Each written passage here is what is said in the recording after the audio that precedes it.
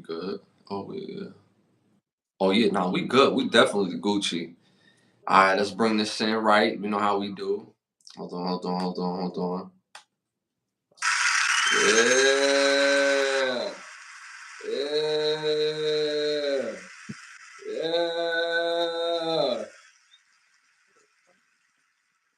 Y'all already know what's good, y'all. What's good, y'all. What's good, y'all. What's great. Thank you for tuning in to another episode of Can the Brothers Get a Rap podcast. This is episode 102. I'm your host, Ashley Lovechild. I'm joined with my brother from another mother. Blood couldn't make us any closer. One of the best photographers in the world. One the co-host of the show, my brother Santana. Say something to the people. What's good with y'all? Appreciate y'all tuning in. Y'all could have been anywhere, but y'all here with us tonight. And you already know how we get down. We got a jam-packed show as always, and we're going to get right to it. You already know, man. Again, y'all, we coming up on our 1 year anniversary. Pause. Meaning for this show. We just surpassed our 100th episode. If you haven't seen it, you could go back, watch the rewatch. Great, dope, funny, fire, everything video, informative. So make sure you tap into episode 100. That was our biggest episode. Well, not biggest episode, but that's the big episode. We got syndicated off that 100th episode. So now we're coming up on our year our year anniversary for this show, which is also big time great news. Also, we surpassed 8,000 subscribers for this channel by itself. So again, we on the road to 10,000 subscribers. So you know what I'm saying? Help the app. You know what I'm saying? Show love, like, subscribe, share, hit the all notification bell. And it's all love. We love. Go hit them rewatches. And we also got merch. So make sure you tap in. I feel like I'm missing something. All right, let's get it started. Right off the bat, popular opinions. These are the word questions. So y'all know, stick to the answers in the questions, y'all. All right. Also, this segment is brought to you by OUV Records, one of the sponsors of the show, where the label model is create, document, and inspire. You could go on Instagram right now at OUV Records and stay in tune to the latest music and merchandise. I don't know if y'all can see it in the top. Also, for those who got some gifts from the 100th episode, you see some of y'all missed out on that 100th episode. We have some merchandise, so I'm still looking for a few of you guys to send in your information. Again, send your name, your address. Even if we had it before, please send it again because it's a lot of emails. So please, we want to get this stuff to you. We not like that. We trying to get this stuff to you. We show love because y'all show love. Y'all supporting us, and we want to get y'all some merch. All right, y'all. Let's officially start this thing. Yo, shout out to Biggs in the building. Shout out to Rowan Jack in the building. Some of our day ones. Shout out to IK in the building. IK Love It in the building. Appreciate y'all for tapping in. All right, y'all. Remember, stay active in that chat. We love the love. First question of the night.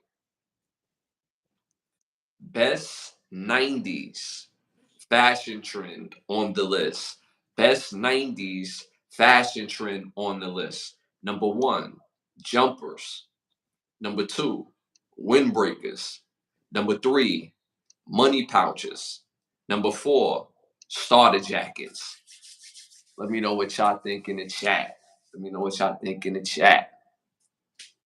Bro, I see your wheels turning already, bro. It's taking you back when you hear some of those fashions. You know what I'm saying? I'm probably going to go with windbreakers because that's what I had growing up. Why specifically the windbreakers? I seen starter jacket in the chat. I've seen jumpers in the chat. Because like I said, that's what I had growing up. Mm-hmm. Like I ain't gonna hold you, right? I had all of these, right?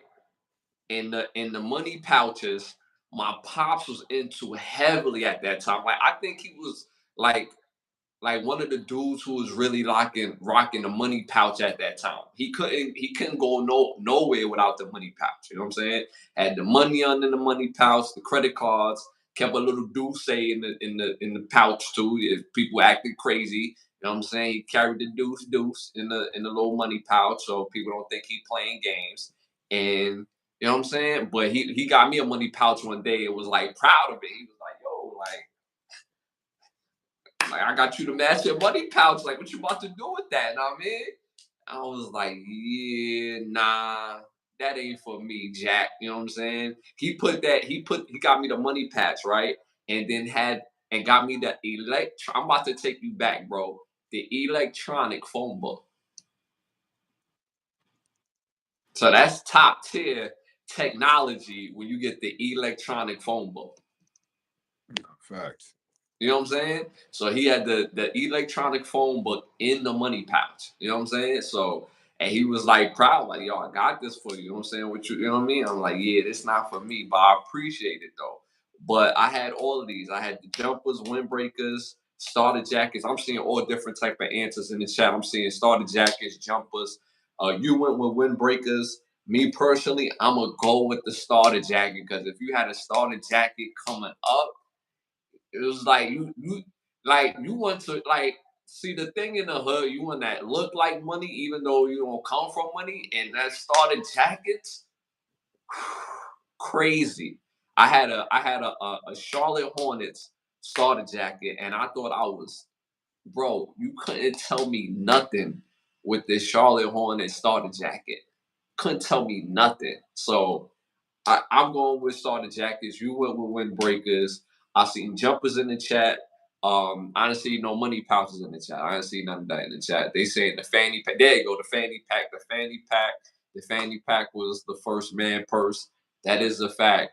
I love me a good fanny pack. Pagers. Pagers was another one. You know what I'm saying? If you had a pager back in the day, my first pager, I thought I was selling bricks. I'm just putting that out there. I thought I was celebrating. I don't know how about you feel about the pages, bro. But my first pages, and it was see through, and you could see all the little buttons in the joint, and they had like the colors to it. Mm-hmm. I thought I was selling bricks. Thought I was selling bricks. $50 holler. Thought I was selling bricks. You know what I'm saying? I had to do all this. Yeah. This 90s stuff right here is fire, what y'all putting in the chat.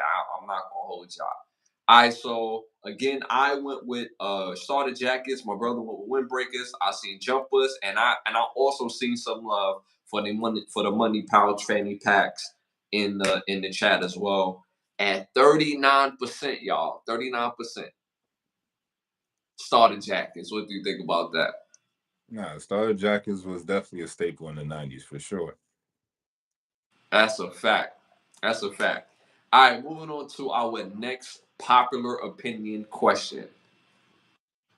This is a New York City question, y'all. So I don't know how many of y'all gonna be engaged to this question right here. If you ever been to New York City, all right. Worst train in New York City on this list. Worst train in New York City in this list. Some of y'all who lived in New York City, that's in the chat. Please feel free to answer. Number one, the 6 train. Number 2, the J train. Number 3, the 2 train. Number 4, the A train. No. Gotta give it to the A train. That route is just the worst, and it's always local. So the one or few times I got caught having to take that train, it was the worst experience ever. Of all the horrible trains there are, it's the A train for sure. Yo, the A train is like it's like a circus on tracks, bro. Like I remember we used to take the J train. You used to take the J train from time to time, but I was really taking that J train because when we was going to Nassau, we took that bus from Nassau to the main buses, and then if we didn't hop on that in the the other train, we had to hop on the bus to go to Queens. You know what I'm saying? And from that bus, I would have to take the J. And sometimes you would have to take the J depending on, what I'm saying, if you was going, I ain't trying to bust you out, but depending on if you was gonna go see a little breezy, you know what I mean? And that J train was smooth. But that A train, that 2 train, and that 6, you could go like the whole day and see the 6 train maybe like 5 times. In a place like New York City, trains supposed to come every 2 minutes. You know what I'm saying? You know what I'm saying? So that's crazy all by itself. So with that standard alone, I'm going with the 6 train. The 6 train barely come, and if you knew anybody that lived in that area of Queens, you like, yo, why? Like, yo, this is not going to be an ongoing thing. Like, I ain't going to be coming out here busting the J moves, and I gotta wait a whole hour, 2 hours and a half just to catch a train that's supposed to come every 2 minutes. So I'm going to say the 6 train. My brother went with the A train. They saying 9/11 in the chat. Y'all stupid. All right, the rest of the world at 43% said the 2 train. What do you think about that? I'm surprised. I don't really be on the two train that tough, so I don't really know it to be that messed up. But all these trains is out of pocket anyway, so they need to revamp that whole system ASAP. Now the 2 train is wild because the 2 train used to go from Brooklyn to the Bronx. And I told you, like, back in the day when we was in college, I had to go pick a girl up because she didn't have 250 to get on the train. So I had to, get on the train to go get her because she didn't have the 250 to get on the train, pick her up, and then come back to my place and then like put her back on the train because she didn't have $2.50.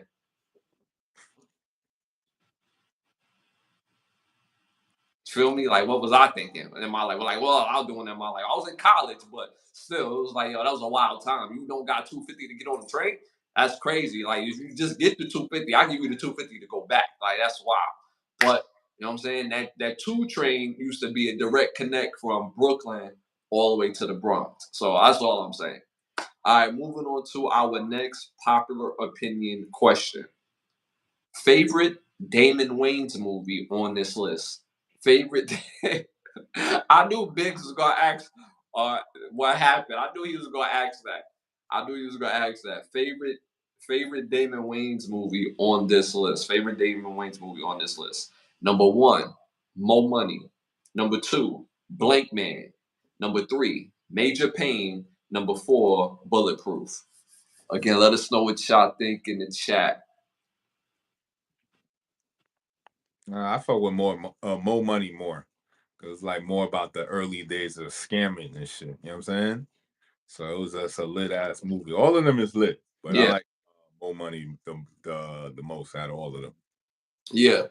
And not for nothing, right? Mo Money has some like scenes where they played gay, right? And it was funny. It wasn't like, you know, it wasn't like an outrage from the alphabet community. No disrespect, but it was no outrage. It was just funny. So I just miss movies just being funny no matter what the joke was about, if that makes sense. You know what I'm saying?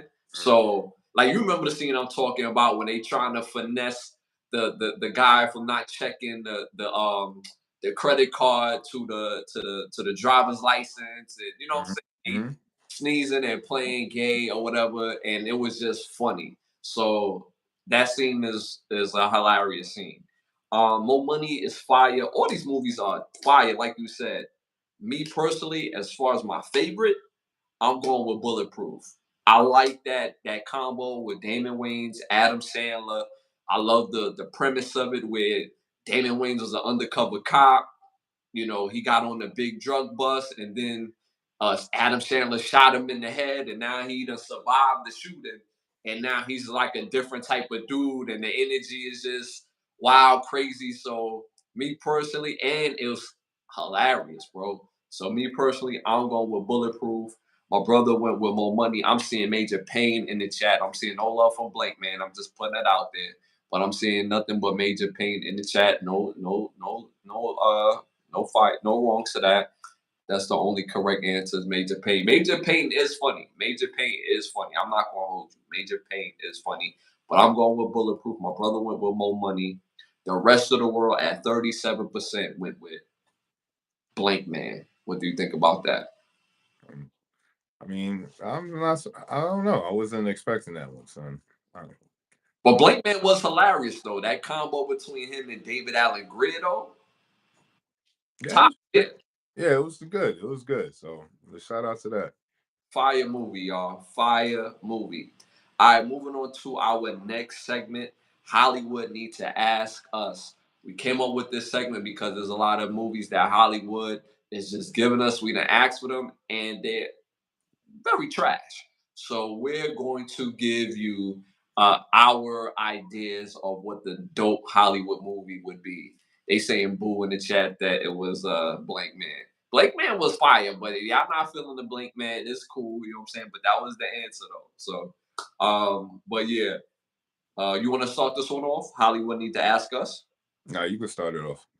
All right, so I want to see a new movie about the rap game, but I wanted it to be a parody of what today's hip hop looks like in the world today.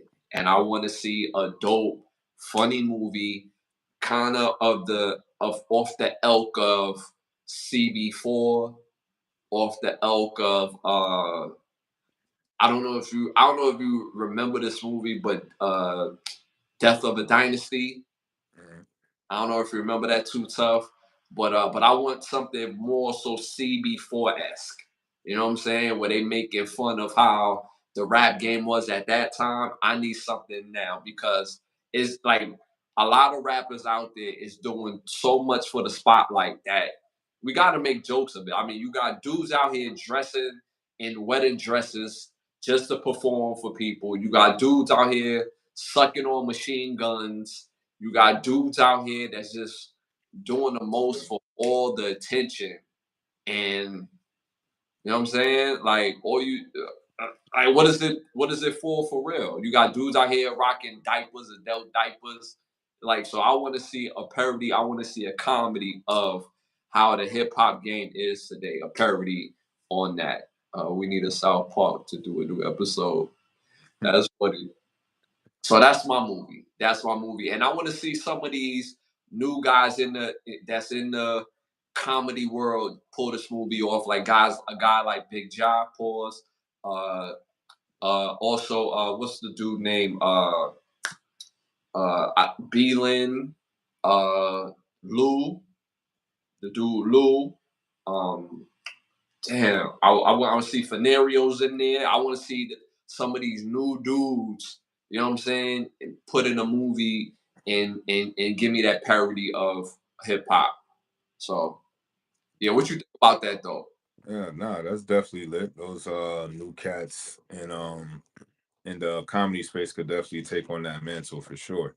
Yeah, yeah, and throw Corey Holcomb in there.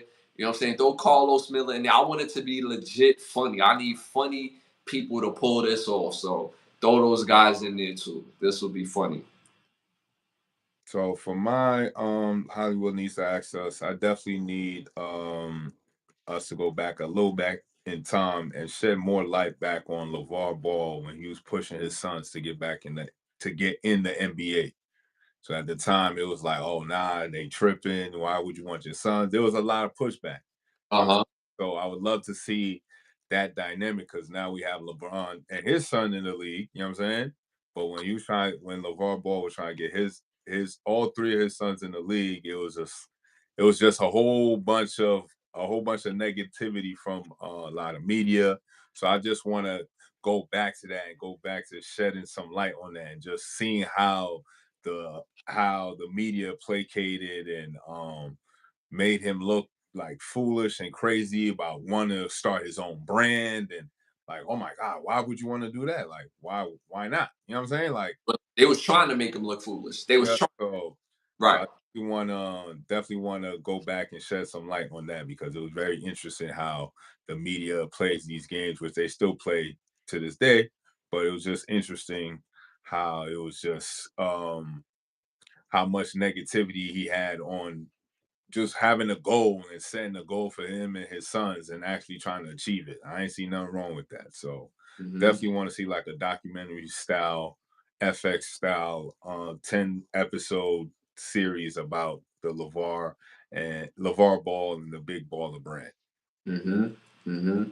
And if I'm not mistaken, I'm trying to look it up right now. I think both his sons went number two. If I'm not mistaken, I know Alonzo went number two in the year that he was drafted. I'm trying to see for sure what uh what was the order that Melo was drafted? Um, they saying he was drafted. It was it 2 or 3? It was number 3. He got drafted at number 3. So as a father, you pushing all 3 of your sons to get to the league. Your first son went number 2. Your third son went number 3 in the draft. And that's not mentioned. This is the same draft as Anthony Edwards, who was basically the new face of the league. I'm not even gonna argue with nobody with that. Like he be putting on, and then number 2 was James Wiseman to the Warriors. And the only reason why LaMelo Ball didn't go number 2 was because who's on the Warriors at that time? The Splash Brothers. So you don't need another point guard on that team, even though they were still considering taking him. But you get what I'm saying, bro. Like he was more so needed on Charlotte, so they took a center instead. So, but yeah, but that would be a dope movie. Anybody that you think had in mind that would play LeVar Ball, Mm, cause that would be dope. That's a real hard body role if you think about it, because he got to deal with the perception of being a father.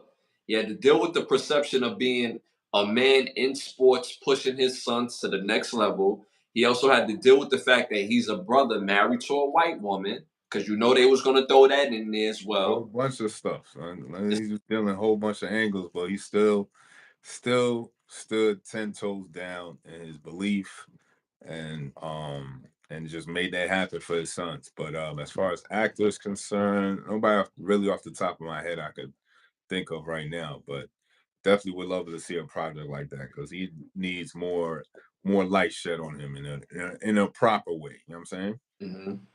And not to mention, when he was pushing his own brand, the big baller brand, like yo, we're gonna deal with our own kicks. We're not gonna mess with Nike and all these other. We're gonna leverage that, sell our own joint, and then come back to that money on with them. So, and mind you, his sons was millionaires before they got into the league. I mean, you know what I'm saying? Like what more do you want from Pop Dukes? You know what I'm saying?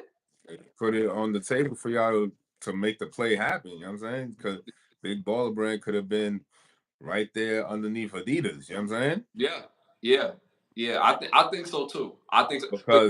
But Because these oligarchs and motherfuckers that been running the game for so long ain't trying to let new niggas in, they gonna play how they play, get in their heads, and try to finesse and like, nah, you don't want to wear your son, you don't want to wear your father's brand. It's not good for you. Like in the court, it's not.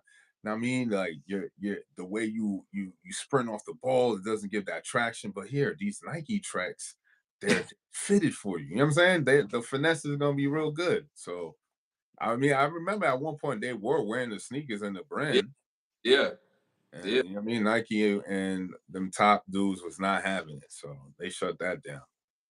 And just to add to your story, they when they was making the sneakers was made at the same factories, right? So they was a hold up when it came to their brand. You see what I'm saying? To their brand, the big baller brand, but the Nike joint is running like butter. But is made by the same factory. So the quality is there, but just so happenly that, oh yeah, nah, yeah, we got your sneakers, but we ran into a little snag. It's gonna take a little longer. That yada yada yada. So you gotta throw that in the pot too, bro. You gotta throw You that. know, it's all caught up in the pipeline. You know what I'm saying? They gotta go send somebody to unclog the pipeline. You know what I'm saying? That's why your shipment late right now. All of a sudden, there's all these little tactics and maneuvers and schemes that they pull if a small business is trying to come up. That's how they keep them down. You know what I'm saying? Like Yeah, it's not far fetched. Fucking Nike's $1 billion. It's not. It's easy to get little shit done. You know what I'm saying? absolutely. Absolutely. I think that's a fire idea. I think that's a fire idea. I would love to see that. I think it's a very important when you get to play LeVar Ball, though.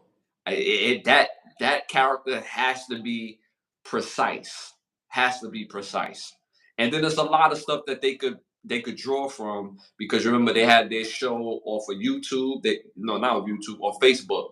Because they had the deal. YouTube try to offer them the deal, not YouTube, but the company with YouTube, and then Facebook came and was like, yo, you trying to get this money or what? You know what I'm saying? And offered them a whole bag to have the ball show off of Facebook, which is crazy. So Facebook had them and the Red Table Talk. I know that for a fact. So that'll be fire, bro.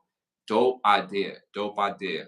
Y'all don't forget to tap into the membership page of the show. We got different access, different page, different tiers for different access. Gold, platinum, family, and day ones. You have your badges in the chat, so make sure y'all tap in and get your badges. And again, tap into the membership.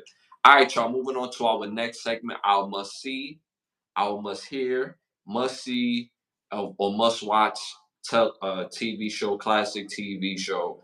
You want to start this one off? Chad, you know how I do. I always have theme for my movies for this segment, so this episode is no different. So my segment is called for the movie, the theme is called Cheaters Paradise. So for all the cheaters out there, these are movies for you, right? So the first movie on the list is called Gone Girl.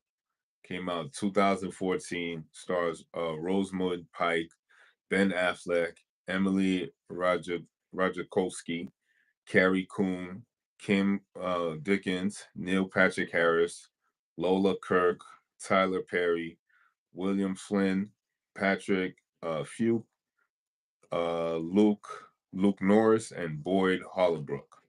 About a married couple, wife catches her husband cheating, of course, and she finds a way to get her get back. And you gotta watch the rest of the movie to see how she gets her get back. Crazy movie right there. Next on the list is The Girl on the Train.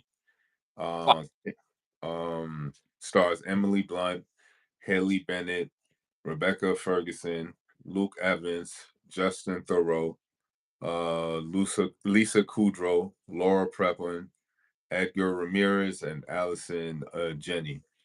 Again, it's about a couple going through issues, and this woman is riding a train, and she's going through her sorrows, and she thinks she sees something as she's riding the train, and you got to watch the rest of the movie to find out what happens, right?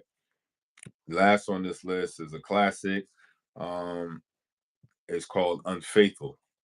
Came out in 2002, and it stars Diane Lane, Richard Gere, Oliver Martinez, Eric Sullivan, Mitchell Monaghan, Margaret Collin, Chad Lowe, Joseph Budaluku Jr., and Dominic Chinese. So about a well-to-do off family lives in a good neighborhood in Long Island. Father takes the Long Island Railroad, goes to work every morning, and you got to watch the rest of the movie and find out who's unfaithful. So my picks for Cheater's Paradise are Gone Girl, Unfaithful, and The Girl on the Train. Fire movies, fire movies, fire movies, yo. Um, that second one is fire. That the second one you said on the Girl on the Train, Mm-hmm. fire. Make sure y'all tap into that fire movie, y'all. Dope movie selections, bro. Dope movie selections. You know me, I'm not like my brother. He always keep a theme for the movies. I always find movies that I feel like y'all haven't seen, but they also be popular, sometimes kind of low key at the same time. So it'd be funny when I name my movies, people never heard of it, let alone seen it. So, all right. So my first movie came out in 2004, directed by Eric Breeze and also McKee Gerber. It stars Ashton Kutcher, Amy Smart, Logan Lerman, Ethan Surley, Kevin Durant, and John P. Amadoro. This movie is called The Butterfly Effect. This is about a guy who wakes up one day, loves his life, and just go through a situation that take him back to a bad situation, and you have to see the rest of the movie. I will not ruin it for you.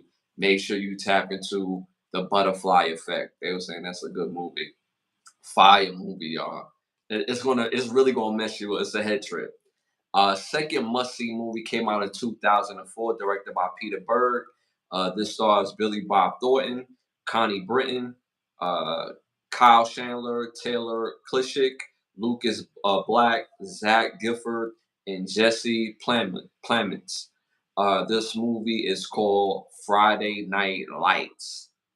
Fire movie, y'all. It gives that real feel about high school football, Texas football, about a high school coach, star players. He got star players, and this high school coach is like he's in the crunch. He has to have a winning season, playing for state. But there's a whole lot that's going on in the movies where it shows the colorism, the classism, just all the isms going on around at that time. It takes place in the 80s, but it's a must see movie. So make sure you tap into Friday Night Lights. Next must see movie came out in 2000. Came out in 1998, directed by Gene Zizak. I said it right. This is Zach. It stars Dwayne Adway, Dennis Rodman, D. Wallace, John Terry, Heidi Mark, Daniel H. Kelly. This movie is called Bad as I Want to Be, the Dennis Rodman story. It is a must-see movie. Not a classic movie, but it's a must-see. It sheds light on Dennis Rodman upbringing from the time where he had his growth spurt all the way to right before he got to Chicago. So it covered those times of his life. And it's a very interesting watch, and it puts things in perspective, and it answers a lot of questions that people or just people thought about him and had this perception of him because he was doing things for attention to get his money enough. So that was all like, but you got to see the rest of the movie. I won't ruin it for you. So make sure you tap into Bad as I Want to Be, the Dennis Rodman story. So again, my must 3C movies is The Butterfly Effect, Friday Night Lights, and Bad as I Want to Be, the Dennis Rodman story. So make sure y'all tap into that. Any of those movies stand out to you, bro? The Dennis Rodman one for sure. I didn't even know they had a movie about him and stuff. Guess what they got it up on that right now? Oh, Tubi. You know, Yo, Tubi got everything. I don't yo, know. how do we tap License. this? I don't know how they licensing get down. You know what I'm saying? To just have everything on there for free like that, but they probably know somebody that knows somebody. Yo, Dennis Rodman was the original party. Like, you know what I'm saying? Well, that was the perception that he all down for the party. So yeah, that's why y'all gotta see it. But it's up on Tubi right now, and it's an interesting watch. So make sure y'all tap it. We got Puff Daddy in the building, y'all.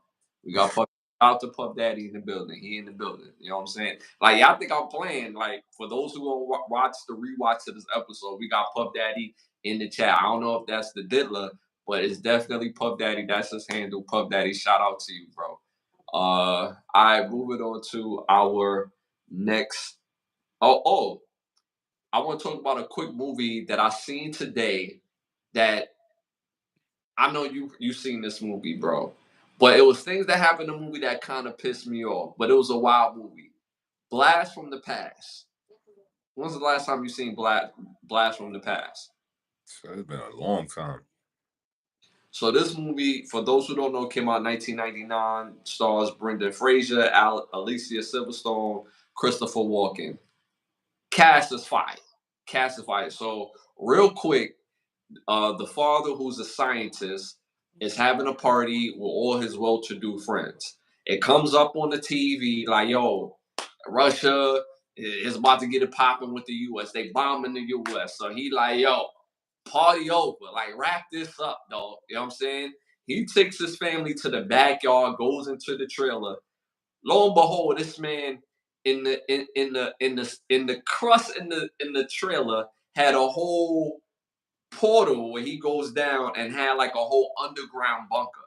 But it wasn't just a bunker. Bro had a whole football field as like his crib down below. So within 5 minutes they get down there, it bombs on top of the crib. Just straight bomb on top of the crib. So Now they go into the bunker, so now the safe is set. They don't come out for 35 years. So now they in this bunker for the next 35 years because of the radiation. So now they down, they got all this material, all this stuff or whatever for 35 years. Mind you, his wife is pregnant at 35 years. So now when they 35 years is up, they make their way back up to the top and try to get acclimated with the new world. So imagine leaving the world in the 60s and coming back out in the 90s. It's a complete different world. So it's a musty, but it's a head trip because like the people that he's trying to get to help him, he got all this bread and he don't even realize he got all this bread. Like he had baseball cards that's worth thousands, hundreds of thousands of dollars. He got what they call that damn what they call it when you have stock in something and it's like I can't think of the word, and you can have it forever. So back in the 60s, the Pops had stock in the IBM and all these companies that end up making the super millions of dollars. So pretty much they had millions and didn't even realize it. But it's a super fire movie regarding it. Christopher Walken, you know how he do. He kills every movie and the rest of it. But it's a head trip and y'all guys gotta watch it. But the girl in the movie, his love interest, was super selfish, and I was so tight because everything was about her, and this man needed help to get his life together. So it was super crazy. So make sure y'all check out Blast from the Past, fire movie, and a head trip. All right, so our must hear section, our must hear segment. Um, these three songs is by one artist.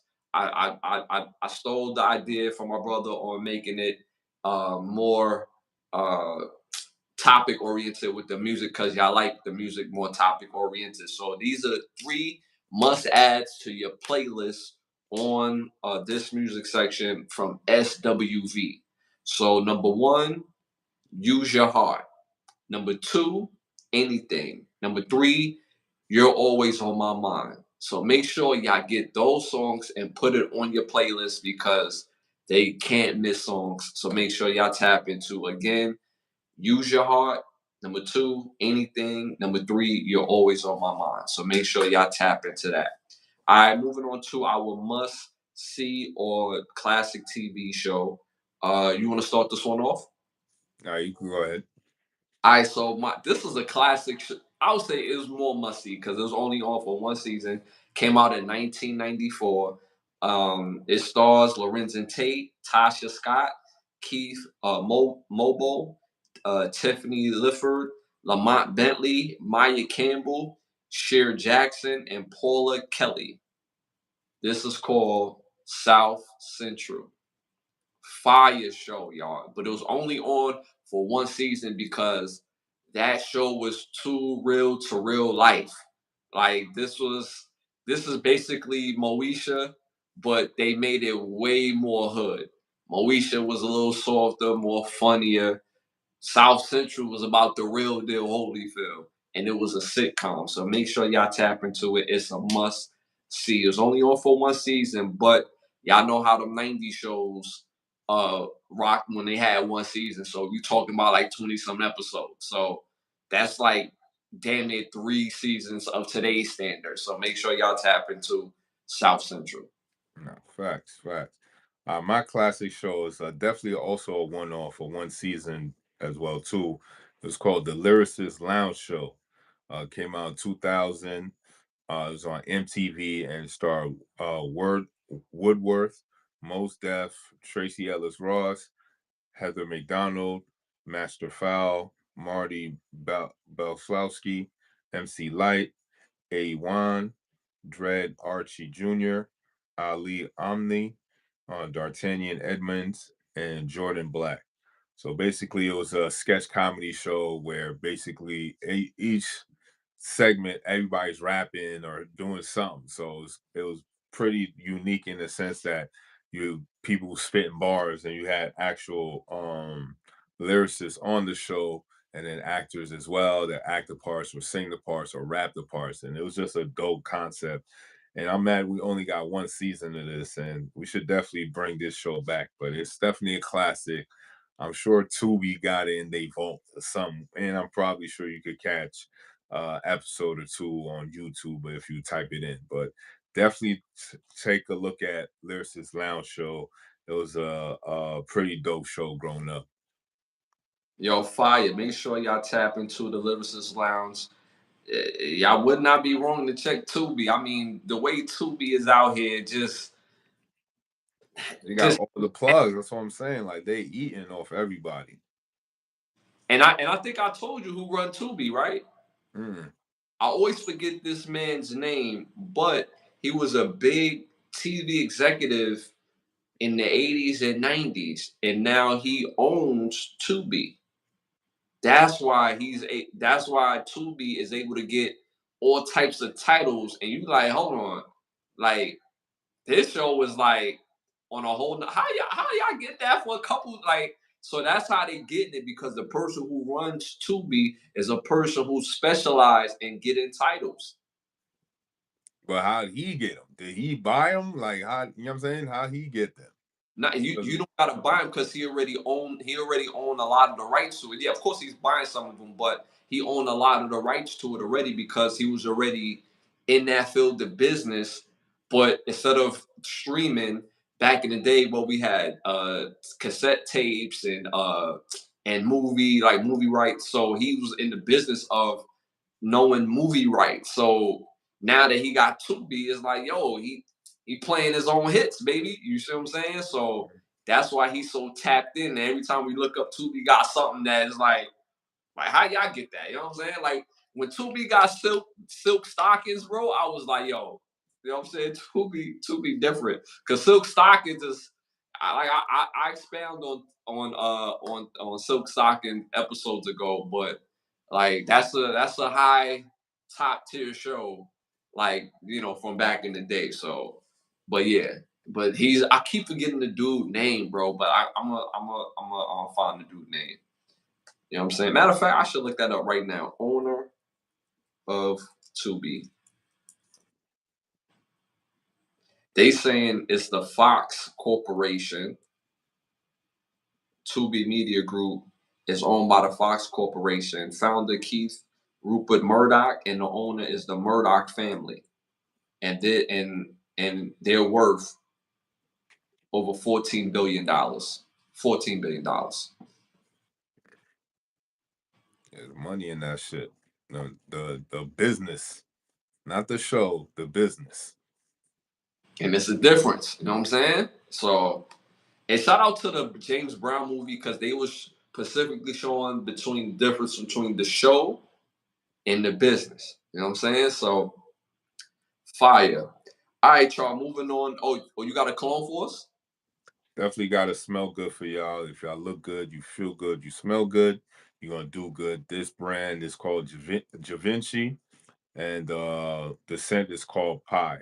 So we already know Givenchy is a top tier brand. You're not gonna go wrong. Bottles also fire as well. So again, the brand is called Givenchy, and the scent is called Pie. Fire, fire. Make sure y'all get into that. You know what I'm saying? It's a fire scent.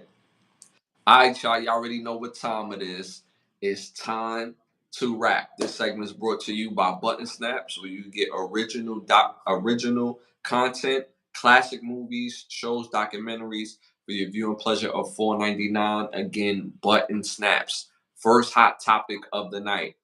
Shout out to King Prince, one of our day ones in the building. I see he got his badge, as long with Rowan Jack. They got their badges. Get your badges, different access for different badges. So make sure y'all tap in for different memberships. Sorry.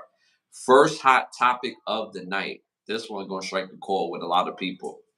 Tory Lane's innocent claim is accepted by the appellate court, and the DA is given 2 weeks to respond. What do you think about that? I'm telling you, a lot of this stuff is starting to come back out. You know what I'm saying? So they really truly didn't have no real true evidence linking him to actually doing the shooting. You know what I'm saying? So it's just if they only giving them 2 weeks to respond, that's not enough time to respond.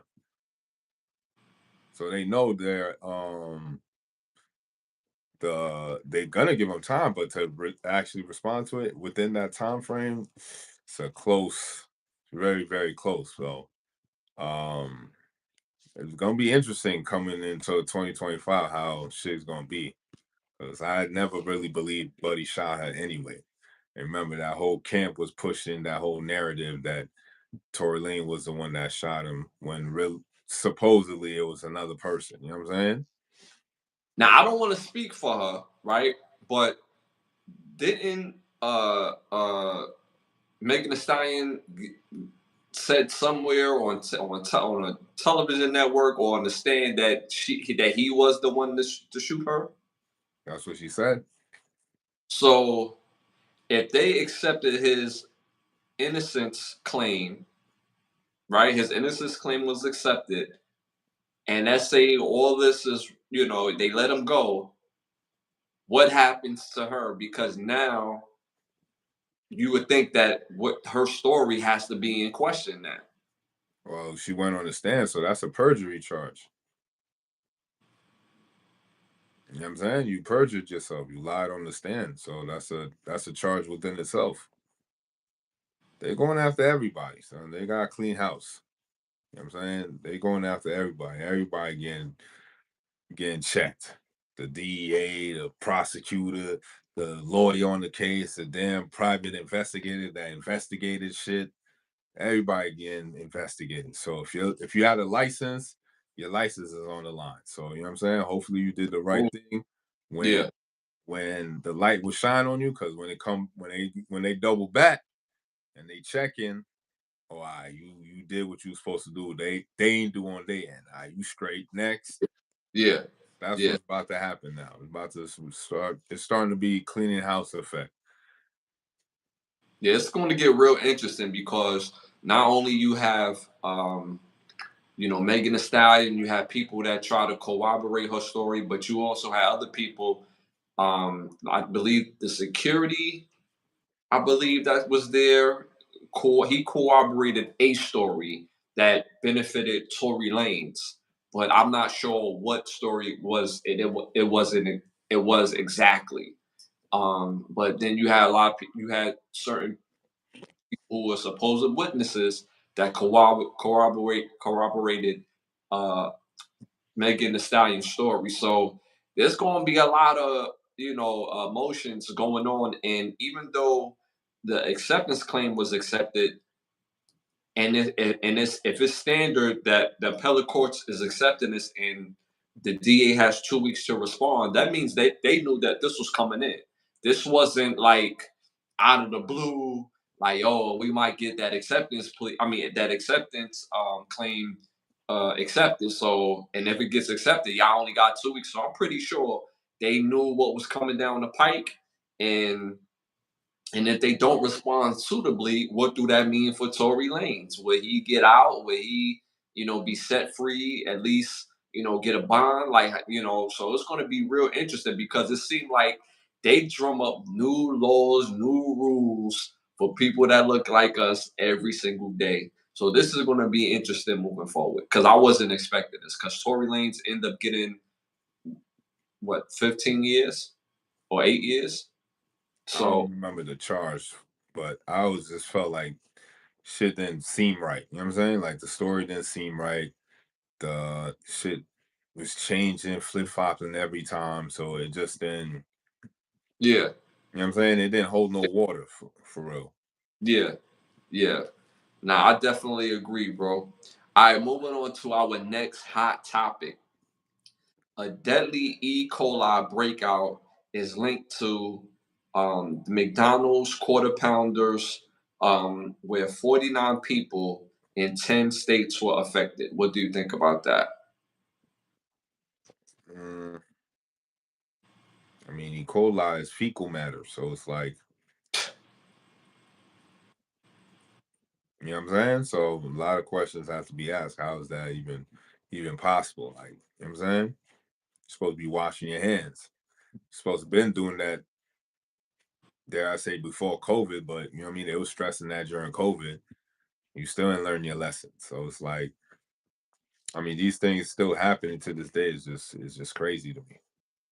It shouldn't even food processing, and you know what I mean, that's very important. Like that shouldn't be nowhere. That's not something to be playing with. So it's like, but then when you look at the companies that's is you know what I mean, bottom of the barrel companies, like they don't give a F. They selling you $1.99 burgers. You know what I'm saying? So I don't know. That's crazy.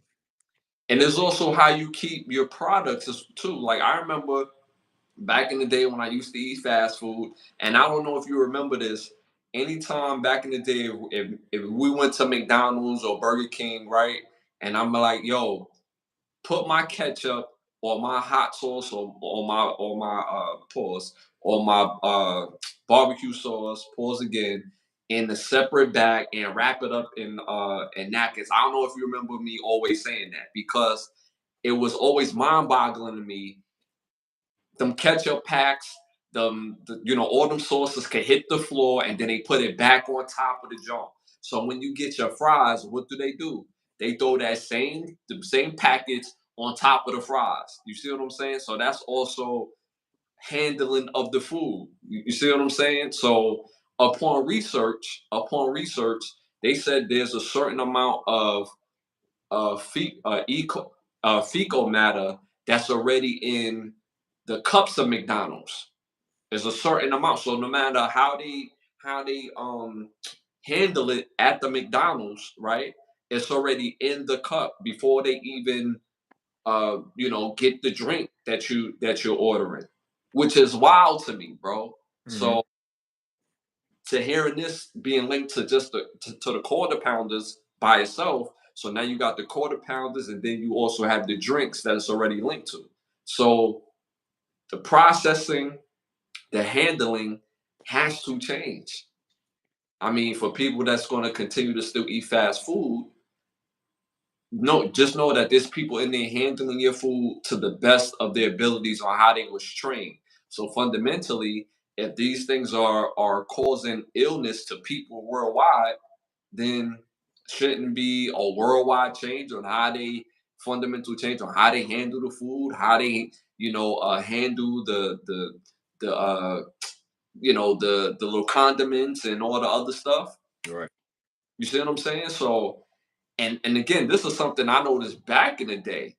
You know what I mean? So now we in 2024, you would think that COVID would have been the answer of everything because when COVID time was hitting and we was, when everything was open, I'm pretty sure at that time they was super on it. So now ain't no more COVID. I don't know whatever happened to COVID.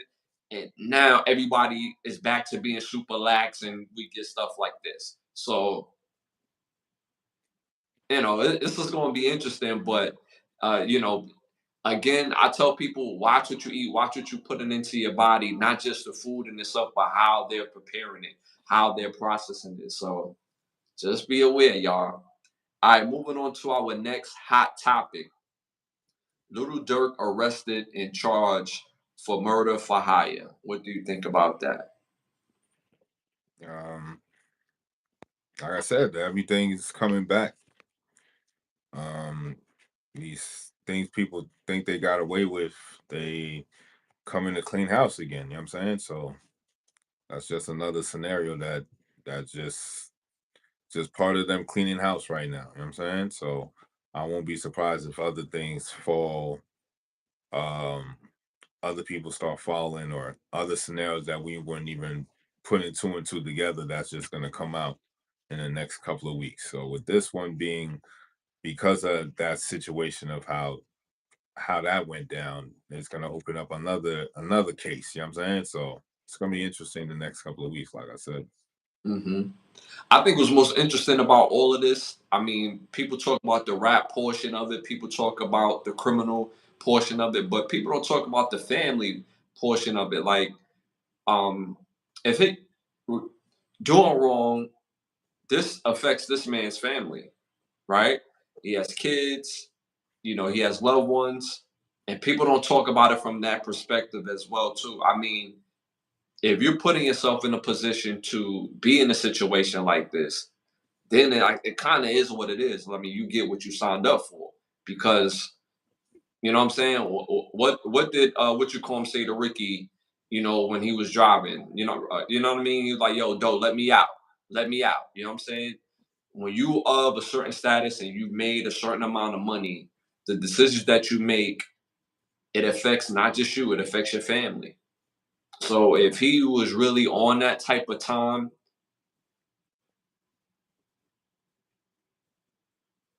you feel what I'm saying? It's like, and the most people that's going to be affected is your loved ones, because when you do time, you just don't do time. Your loved ones do the time with you, especially if you're the progenitor, the main person who takes care of the family. The whole family is going to be affected in a different type of way, mentally, physically. Their surroundings is going to change. Emotionally, they're not going to know how to really deal with it for real, because again, when a man is ripped out from the family structure, there's no real there's no real structure on how things are supposed to be moving, for the simple fact the protection is shaky now. There is no protection. The protection is gone. What was once provided, the way it was provided for, that is gone too. Peace of mind is gone. So now what kicks up is a lot of anxiety. When dad is not around, it's a lot of anxiety that happens with the kids, with your woman, with your mama, with your daddy, because the man of the household provides that calm for the family. So regardless of on his status or what he was trying to prove or wasn't trying to prove, he could have been trying to. Well, I mean, murder for hire is not protecting yourself, but you get what I'm saying. Is that when you get caught up in a situation like that, it doesn't affect just you; it affects the whole family and the people that you take care of. So this is going to be an interesting situation moving forward. I was actually surprised to see it because we just seen them in TV shows and movies, and the reason why I say that, because you would think when you see people elevate themselves financially and put themselves around a different type of crowd, you would think that they won't allow themselves to be in a situation to crash out anymore. And this sounds like a crash out. So it's unfortunate, but you made your bed, you got to lie in it. Moving on to our next hot topic. Rest in peace to the legendary DJ, hip hop owned DJ Clark Kent. Have you heard about DJ Clark Kent passing away? Yeah, we definitely lost a legend for sure. You know what I'm saying? And it's crazy because he was only 57 years old, bro. 57 is no age to be dying, y'all. And I believe the cause was colon cancer, if I'm not mistaken. That's not no age to be dying, y'all. Go get checked. Go get checked. After a certain age, you should be going to get checked. I'd hate going to doctors myself. Me personally, I ain't gonna lie to you. But your health is wealth. Your health is wealth. It don't matter how much money you don't make. If you don't have your health, you won't get a chance to make no type of money. You won't get no chance to have no real experiences with your family, no real experiences to see the world. So your health is wealth. Stay on top of your health, y'all. And it's unfortunate that this man, this legendary DJ, lost his life at only 57 years old. That's no age to be dying, y'all, for real. And I would have never thought he was 57 years old. He still had that youthful look and that energy, that hip hop energy. So shout out to the legendary DJ Clark Kent. Shout out to him. All right, moving on to our next hot topic. Charlemagne the God from the Breakfast Club has been accused of sexual misconduct by Jessica Reed. She said that he essayed her when she was 15 years old. What do you think about that? See, that same case is coming back around again. You know what I'm saying?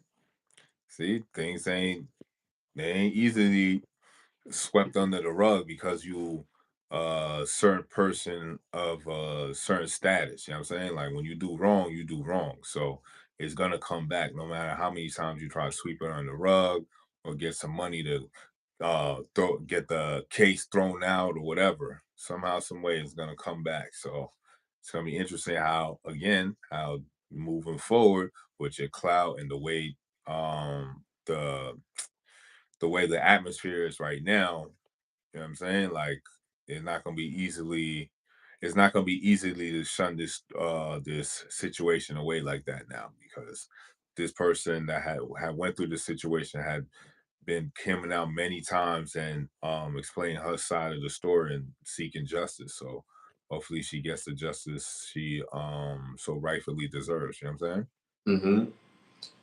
It's unfortunate, but I believe SA carries some sort of limitation as far as how far they could go back.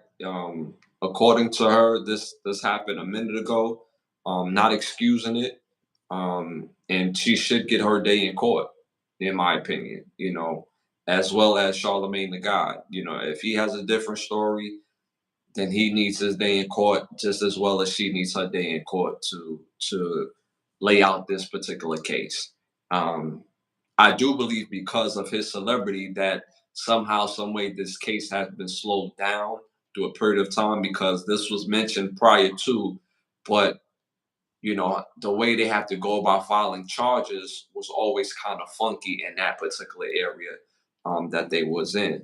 So this is something to look forward to as far as the moving parts of this upcoming charge or case. Like you said, it's coming back around, and it's going to be very interesting moving forward. All right, moving on to our next hot topic. Uh, Former President Donald Trump said in his one of his most recent speaking engagements that he's trying to get rid of income taxes and have the U.S. citizens get into the tariff system. What do you think about that? Yeah, whatever you trying to do to get us money, just make it happen, son. Whatever you trying to do, son. Cause he talking about getting us money. You know what I'm saying? He ain't talking about some other shit. And that's all we care about. Get us this money on. Cause we just seen y'all give mad money away to a whole bunch of other motherfuckers. So you can't tell me you don't got no bread. Y'all got the bread. So it's time to cut the check and give it to people that make it happen. You know what I'm saying? So it's like, don't act like y'all don't got the money. Y'all done been gave it away and y'all still got mad money to give away. So let's stop playing around. Let's get on board. Let's get this money. Everybody could be happy. You know what I'm saying? Just to get this money, son. What's the problem, huh? What the U.S. been telling us? I'm broke, baby. Yeah, I'm I'm broke. broke. You know what I'm saying? Yeah, bullshit. You Even know a what I'm saying? blind nigga can see you shining. You know what I'm saying? I can smell a nigga with some money. You know what I'm saying? When America when it comes time for America to pay for some shit that they want, oh best believe they're gonna find the bread. So it's just because y'all don't want to do it. That's all it really is. Just keep it a buck. And honestly, I'm starting to believe all the things that they say they pay for. I think is a bunch of BS. Like when it comes to the military, we've had our military tapped in since the beginning of time, and it costs us, $1 million a day or some wild number like that. It's like, let me see the bill. You know what I'm saying? Like, so you mean to Yeah. tell me y'all don't make your own bullets, but y'all catching bullets with your teeth? Please, like, you know what I'm saying? He catches bullets with his teeth. Like, come on. Like, give me How you billing the government for the military spending when y'all the military? like. Y'all build the weapons. Like, what are you talking about? So you mean to tell me none of them Top Gun motherfuckers that y'all deal with know how to build their own gun and then and brought it back to y'all like, yo, it'll be ill if we built the gun like this and like that. And yo, if we thinking like entrepreneurs on other stuff, right? So that same person is not thinking like an entrepreneur. Yo, we can make our own guns and we don't have to buy it in bulk. Like we could just get this right here and we can make all the guns. But it costs y'all $1 million a day for the military to be. Come on. Like, you know what I'm saying? Come on. Like, Yeah, ain't no checks and balances. Nobody looking at nobody's books. Nobody looking at nothing. Like I ain't never heard the government getting audited. mm-hmm. You know what I'm saying? Mm-hmm. So So why are they picking and choosing when they want to do shit? Like, come on, son. that's a fact. So it's very funny, right? It's very funny that you just mentioned it, bro. So let me ask you this, right? How much do you think it costs to end homelessness in this country per year?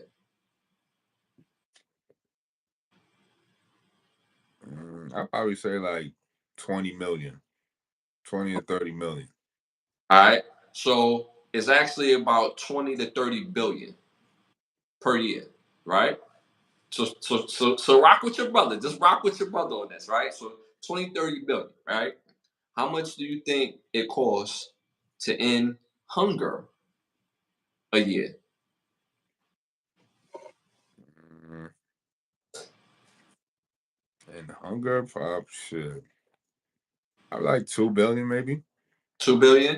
All right, so let's go to another quarter of that. So that's 25 billion right there, right? So that's per year. 25 for hunger, and let's say 25 for homelessness, because they said from 20 to 30. So I'm just gonna put it as smooth 25. So that's 50 billion, right? 50 billion. How much do you think it would cost to send all the kids to college every year for free? I don't know how much. So we're talking about another 50 billion. That's smooth, right? 50 billion. So we're talking about 50, 25, 25. How much money do you think we sent to Ukraine in the time that Ukraine needed money?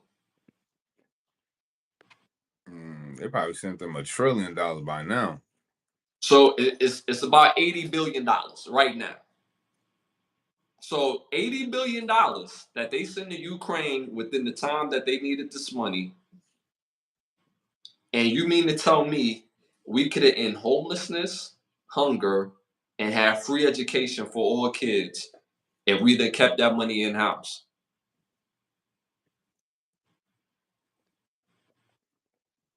So we the priority?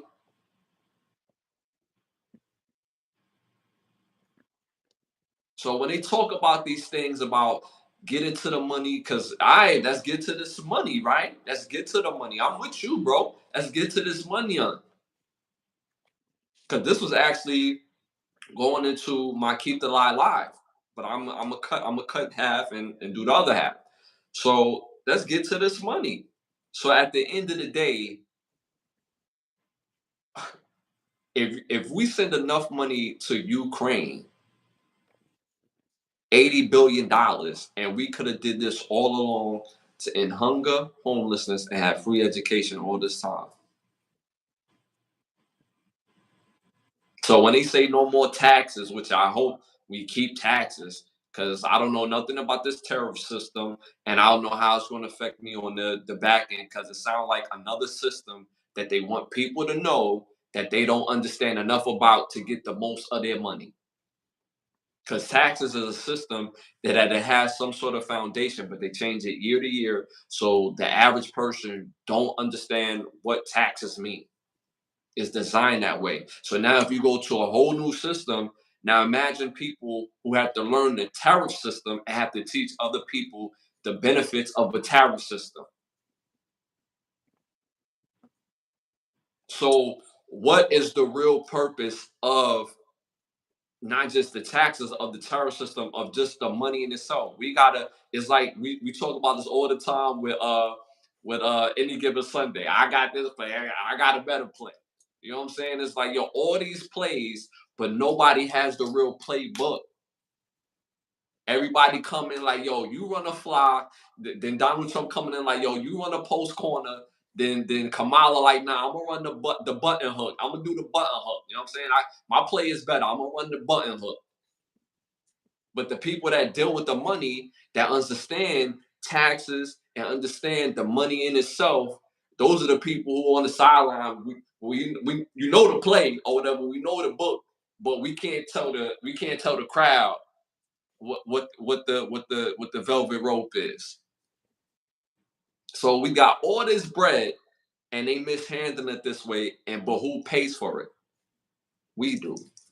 Inflation, crazy gas, crazy food. Everything is up. So it's crazy that you had said that. It's crazy that you had said that when you talking about Donald Trump and the whole just the whole election coming up, but going from income tax to a tariff system, which I hope we don't do. Donald Trump said, "Oh, we're gonna make all this money going to a tariff system," but we don't know enough about the tariff system. We haven't lived in that. We don't know what the effects, what this is going to happen to that. And he's saying people can make millions, but again, I'm all for making the money, but where the playbook? Where's the book I could pick up and read and do the knowledge and peel back the layers of the book? You know what I'm saying? So I could read that book with the Black's Law Dictionary, with the Melanated Law Dictionary.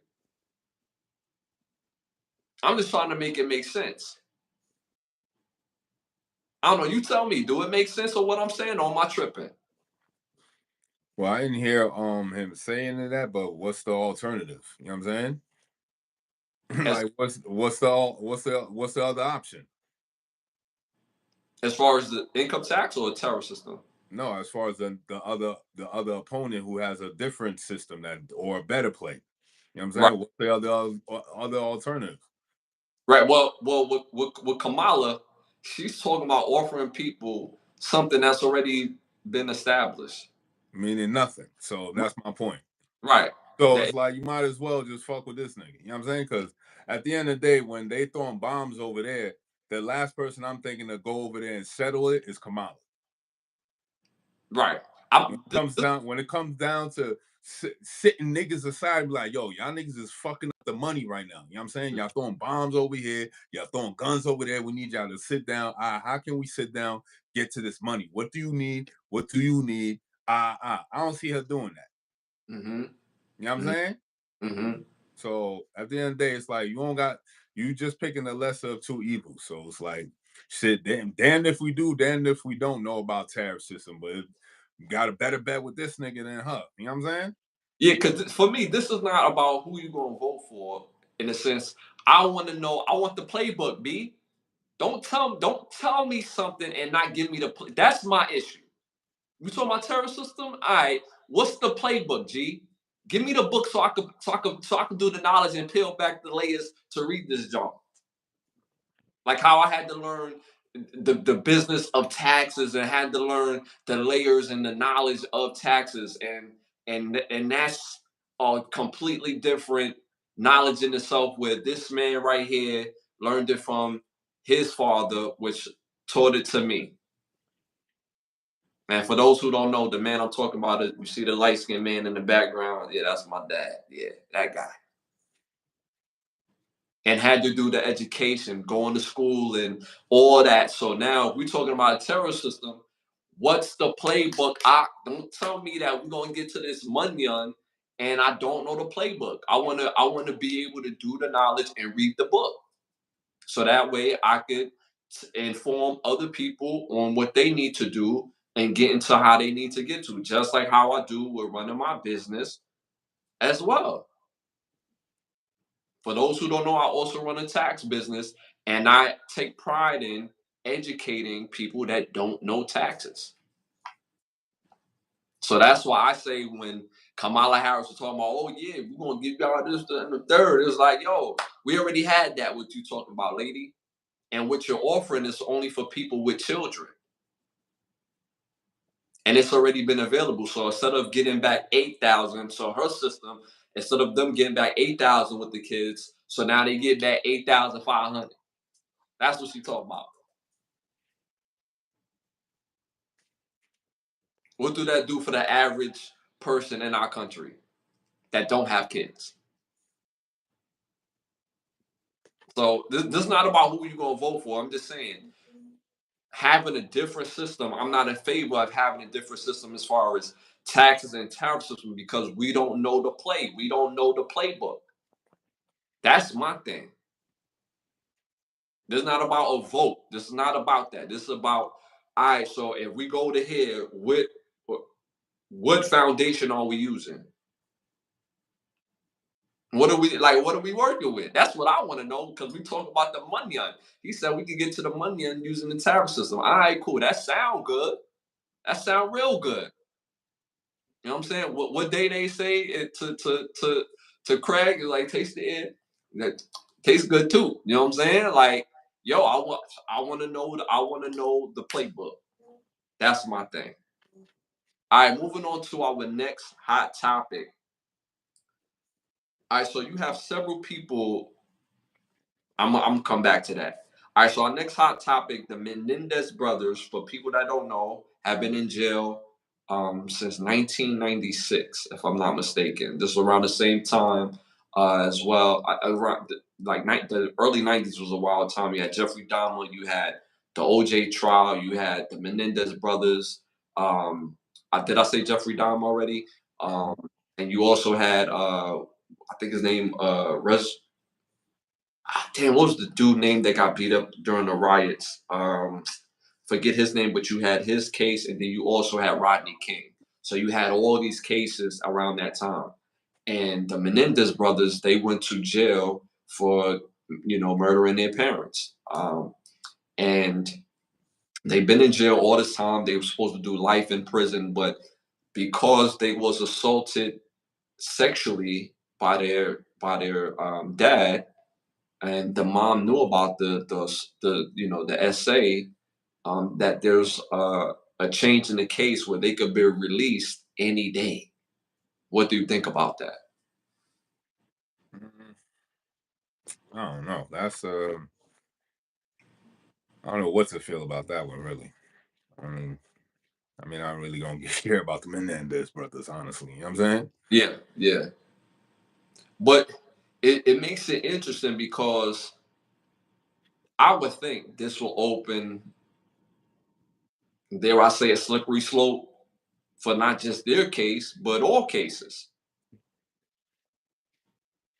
I mean, at the end of the day, obviously their parents are not around to debunk their story or anything of that nature. But I will say the killing in itself, in my opinion, looked like it was more than just I'm killing my parents to get some money. The way they shot them, the way they killed them, it seemed like it was more, it was more emotional and deeper than that. They shot him several times, and it just, it alludes to that theory, right? But it becomes a slippery slope moving forward. Now you open up not all cases, but cases in that magnitude, um, that has SA attached to it. That this can be opened up moving forward to some of the most gruesome and wildest killers in our history, and not saying them, but other people in itself as well too. So, what do you think about that? The fact that it could be a slippery slope. Well, it's Pause. the fact of that they even think about letting out convicted murderers, but you gonna give non-violent offenders no leeway. So where's the balance in that? You know what I'm saying? People who went to jail for weed offenses, like, come on, these niggas killed their own parents. What are we talking about here? Like, I don't know about the case if they actually proved the essay or not, but that's still no justification for taking out your own parents. You know what I'm saying? So the mere fact that they even think about letting them out is just insane to me. You murdered your own parents. There's nothing else you could tell me that's gonna justify that you might be a sane person. You know what I'm saying? The Hmm. people that created you, you took them out? Nah, I'm good. Nothing I could say going, you know what I'm saying? Yeah, I'm yeah, cool to you. You know what I'm saying? yeah. You That's a take your fact. own parents out, nah, I'm good. There's nothing to talk about. Hmm. And you Hmm. gonna let them out to do what? Get back acclimated to society, get an iPhone? What are we talking about here? Yeah, yeah, That's crazy. yeah. All right, moving on to our next hot topic. They're saying that most people that's out right now who are showing the most violence on social media, who's talking the toughest on social media, be very careful of these people because more than likely there's a 99% chance that they are U.S. informants.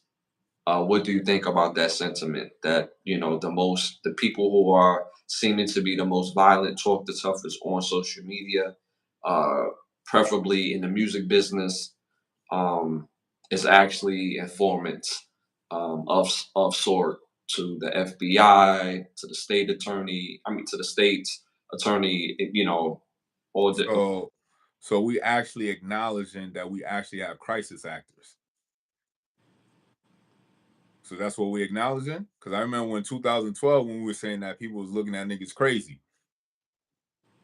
Oh, that's impossible. This, that, and the third. Now you have, we call them informants, but I call them actors. Yeah. You pretending to be something that you're not. You ain't no cop Jay Reed. You an actor. You went to Juilliard, nigga. You know what I'm saying? You throw a couple of chains on. You know what I'm saying? You throw in a Namiri or a gallery department. Now you look the part. You a rapper now. You know what I'm saying? Mm-hmm. So it's easy. It's like, that's just crazy to me. It's a whole gimmick. It's just funny how it's easy to take people down. Somebody just looked the part, all of a sudden, like, oh, it's believable. But ever since we can remember, right? There's a rapper uniform, if that makes sense, right? And that rapper uniform is surrounded by the rapper image, where they hard, they tough, they got all these people around them that's, of an organization of a street organization of such, and they showing this image. And then when you do the real research, when you press them, nah, I'm not with them. It was just a video. It was like, really? That's very interesting. Shout out to Leaf in the building. Shout out to Leaf. But it's very interesting. Um, Not to throw salt on no wounds, but you know, Takashi 6ix9ine. What was the other kid that was in the Bronx that had the Whoopty song? Or Whoopty Whoopty. I forget his name, but you got these guys who are looking the part, acting the part, but not really that. So you mean to tell me that they thought of this body itself? They had all this, they had all this fakeness, and they came up with it all by itself. Who did they know that allowed that to happen? And truth be told, there was a lot of rappers dying around that same time. The labels took out life insurance policies on these rappers just so happenly, and the link was the star ring. So a lot of these rappers who had star rings on it, unfortunately, end up CJ. That was his name, the rapper CJ. The rapper CJ. That was his name. So the rappers who had stars as rings ended up passing away. Then you have a rapper like CJ, Takashi 6ix9ine, that was allowed to put up a facade and it was allowed to say, yo, I'm this and I'm that. Somebody capitalized on it as well as them, and then until it came crashing down.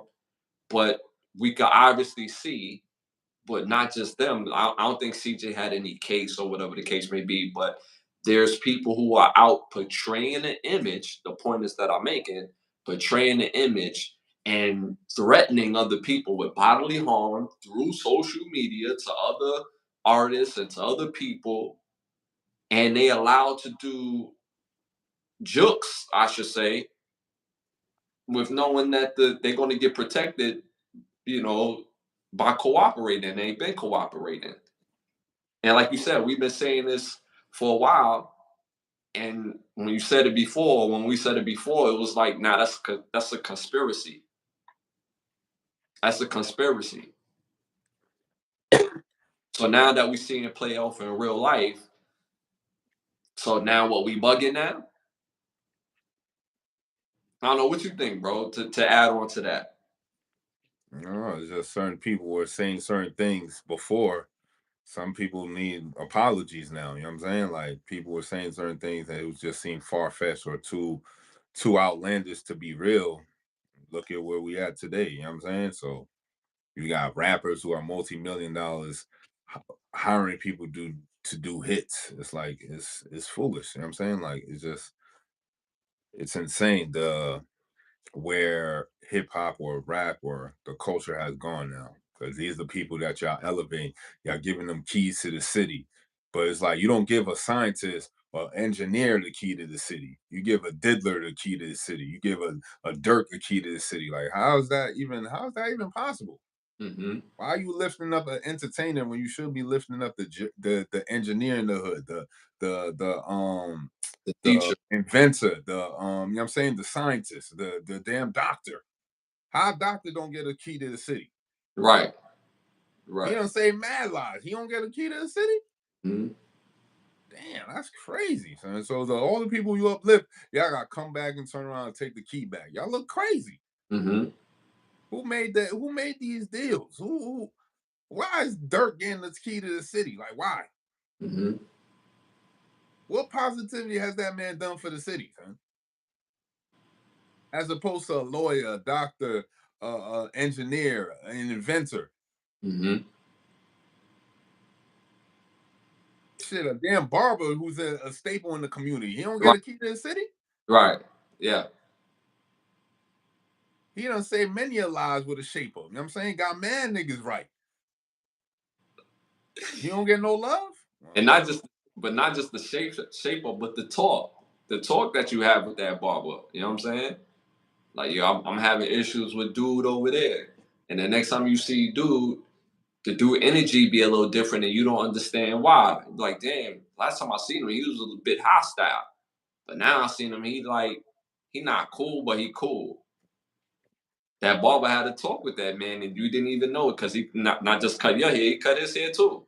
Like, yo, why you into it with such and such?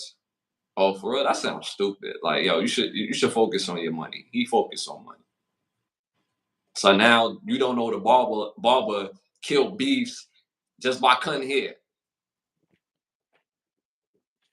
Important shit in the staple of every community doesn't get highlighted. We highlight and put the worst of us in the forefront because they got some money. Like, nah, son. Yeah. There's no integrity. Mm-hmm. Like, they don't got no backbone. They'll do anything for some money. You know what I'm saying? Like, it's like, nah. So how's that person gonna uplift the community? Like, nah, fuck out of here. Yeah, that's just wild. And so when they said this, I was like, yo, this is too much on par. We've been saying this. We have, entertainers out here talking real, just real. Like, I'm looking for the right word, but the best I can come up with off the top of my head right now, just real crazy, violent to other people on social media. Like, on social media, like you're telling on yourself on social media, and they allowed to do these things. And then you wonder, like, damn, this person said they was going to do this on social media, and then come to find out this person is gone or this person got affected, and it's like, all right, so nobody know nothing. Like JoJo, so JoJo only know ties. Rumble, rumble, rumble. So nobody else know nothing. And they got that protection. So it's something that we see all the time on social media, but don't really put two and two together until now. So it's gonna be interesting. The keys to the city. That's a fact. Them dudes got keys to the city. All right, moving on to our next hot topic, college football ash picks. I'm giving y'all my ash. Well, I'm not giving y'all my ash picks. I'm giving y'all the results of my ash picks. Y'all gotta mess with me for next week ash picks. So I was 5 for 5 this week, y'all. 5 for 5 on my ash picks for college football. So moving forward, y'all better mess with me. Y'all trying to bet and win some money. Y'all better mess with my picks. I'm giving this love out here for free. I'm giving love out here, B. What Ace said to Mitch, I'm giving love out here, B. You know what I'm saying? So my ash picks, Syracuse versus number 19, Pitt. I went with Pitt. Pitt won that game. Uh, Number 12, Notre Dame versus 24 Navy. I predicted Notre Dame, and they won that game. At number 8, LSU played number 14, Texas A&M. I predicted that Texas A&M was going to win that game. They caught the big W. 21, Missouri played number 15, Bama. I said Bama was going to win. W. And Oklahoma playing number 18, Ole Miss. I predicted Ole Miss was going to win the game. W. So I went 5-0 this week. I'm gonna give y'all my new Ash picks for college football on Thursday episode. So tap in, get them Ash picks, bet a little something, get a little something. You know what I'm saying? I'm out here giving love out here, P. I'm getting y'all money out here. So make sure y'all tap into my college football Ash picks next. All right, moving on to our next segment. This segment is brought to you by Bravo Section. Make sure you go to bigbravosection.com. Again, bigbravosection.com. If you're in the Miami area, you can book a session with one of the best photographers in the world. If you're not in the area, still book that session. They'll fly out, take care of your session at bigbravosection.com. Book it right now. You can also go on there and buy some dope photography as well. You got petty thought for us, petty law for us? You already know we got some petty words from the book, the Bible, Black's Law Dictionary, understanding words and the legal definition of words. So because of law and it comes from Latin, I'm starting to look at more Latin words to do our definition of to do our breakdown of definition of words. So the first word on this list is called inscrepio. In civil law, a written or accusation which the accuser undertakes to suffer the punishment appropriate to the offense charged if the accused is able to clear himself of the accusation. So inscrepio. Next word is last will. Term used alone or with, and testament to designate the instrument which ultimately fixes the disposition of real and personal property at death. Your last will. Next word is latifundum, which is a great or large possession, a great or a large field or a common, a great estate made up of smaller ones which deemed to be common in latter times of the empire. Right. And last word on the list is Latin. So it's the language of the ancient Romans. There are three sorts of Latin, of three sorts of law Latin. First is good Latin, allowed by the grammarians and lawyers.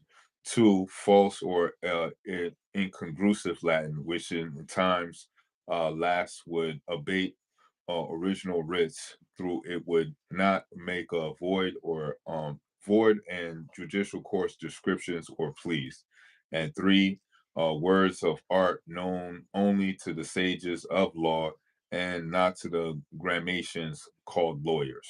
So Latin. So even in Latin, there's three different parts of Latin. So that goes to show you that this wording is very, very I would say controlled, because we don't call Italians Romans, you know what I'm saying? But it's the language of the Romans, but they don't even speak Latin. They speak Italian. So it's like language is very interesting. So the three so those were my words for the Eddie thought session. Fire, fire. They asked you, Ron Jack asked you to look up the term habeas corpus for next episode as well. So make sure y'all tap in.